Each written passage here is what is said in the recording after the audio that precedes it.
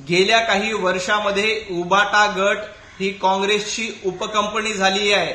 सोनिया गांधी यांचं दलाली करण्याचं काम संजय राऊत करतायत, राहुल गांधी यांची चाकरी करण्याचं काम संजय राऊत करतायत। त्यामुळे उभाटा गट हे काँग्रेसचं उपदुकान आणि उपकंपनी झालेली आहे।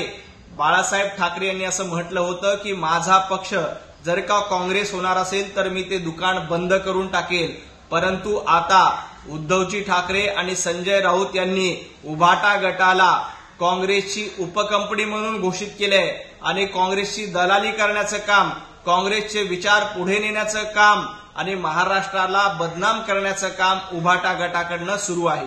2008 साली मुंबईमध्ये दहशतवादी हल्ला झाल्यानंतर लगेच 2011ला पाकिस्तानच्या पंतप्रधानांसोबत सोनिया गांधी आणि तत्कालीन पंतप्रधान मनमोहन सिंह हे क्रिकेटची मॅच बघत होते। त्याबद्दल संजय राऊत काँग्रेसला सवाल विचारणार आहेत का?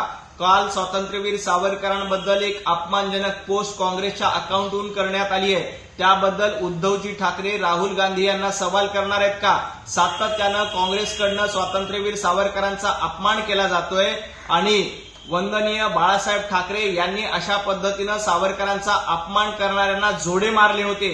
आज दसरा मेळाव्याच्या निमित्तानं उद्धवजी ठाकरे यांना काँग्रेसला जोडे मारण्याची संधी आहे। उद्धवजी ठाकरे दसरा मेळाव्यातून तुम्ही काँग्रेसला जोडे मारणार आहात का? त्याचं उत्तर आधी द्या आणि मग भारत पाकिस्तान सामना कोणी बघितला याबद्दल बोला। वंदनीय हिंदू हृदय सम्राट बाळासाहेब ठाकरे यांच्या दसरा मेळाव्याची परंपरा ही विचारांचं सोनं लुटण्याची होती, परंतु उभाटा गटाची परंपरा ही टोमणे मारण्याची परंपरा आहे, चिखलफेक करण्याची परंपरा आहे। तुम्ही हिंदुत्ववाद सोडला, तुम्ही मराठी माणूस सोडला आणि दसरा मेळाव्याच्या माध्यमातून फक्त आणि फक्त बोंबाबोंब करण्याची काम उभाटा गट आणि संजय राऊत यांच्याकडनं केली जाते।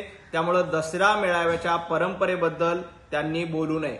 राष्ट्रीय स्वयंसेवक संघाला देशभक्ती शिकवण्याची गरज संजय राऊत यांना नाही। संजय राऊत, तुम्ही तुमच्या पक्षाची काय अवस्था झाली आहे ते बघा। राष्ट्रीय स्वयंसेवक संघ विष नाही तर अमृत आहे।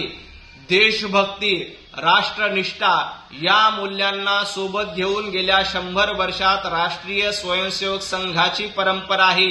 या देशात विष पेरण्याचं काम तुम्ही करतायत आणि अमृत पेरण्याचं काम संघाचे स्वयंसेवक करतायत। त्यामुळं गेल्या 100 वर्षात संघाच्या कामाला इथल्या जनतेनं आशीर्वाद दिले, साथ दिलेत। आज एक स्वयंसेवक पंतप्रधान नरेंद्र मोदीजींच्या रूपाने पंतप्रधान झालाय आणि तुम्ही त्याला विष म्हणतायत, तुम्हाला थोडीशी लाज वाटली पाहिजे।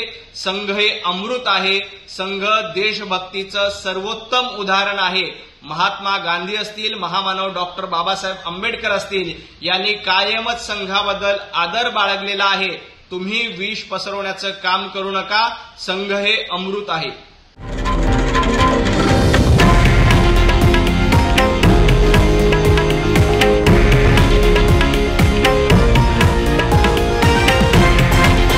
हे आहे देशातील नंबर 1 न्यूज नेटवर्क आणि आपण पाहत आहात TV9 मराठी, एकमेव।